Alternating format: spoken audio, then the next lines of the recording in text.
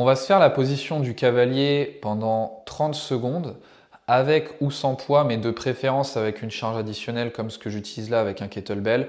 Ça pourrait être des poids que tu as pour les chevilles, ça peut être une haltère, ça peut être une barre olympique. Honnêtement, ça peut être n'importe quoi.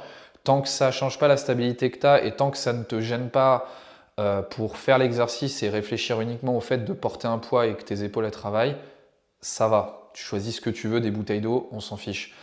Ce qui est important avec cet exercice pour garder un repère au fil des semaines et pour progresser, c'est qu'on va commencer l'exo debout, jambes serrées, et progressivement on va ouvrir un peu en canard, ouvrir les talons, et on va enchaîner ce cycle-là jusqu'à ce que tu sentes que clairement tes hanches elles veulent plus ouvrir, et ça sera ta position de départ. Donc tu ouvres autant que possible, et si possible tu calcules combien de fois tu es capable d'ouvrir, et progressivement on va augmenter l'étirement au fil des semaines, tu progresseras là-dessus.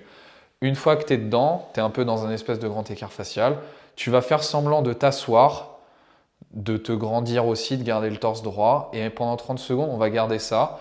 Les genoux sont fléchis en fait. Tu continues de t'asseoir et vraiment, tu gardes vraiment le torse droit, le regard devant. Et tu laisses en gros les adducteurs s'étirer. Tu gardes cette position. Continue de creuser le bas du dos.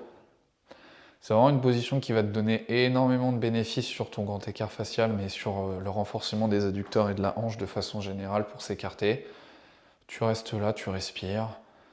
Pourquoi pas, tu laisses la gravité et on va stopper ici. Remonter, repousser tes pieds et revenir un peu l'inverse de ce que tu as fait tout à l'heure. Tu laisses tes pieds revenir et ce sera suffisant.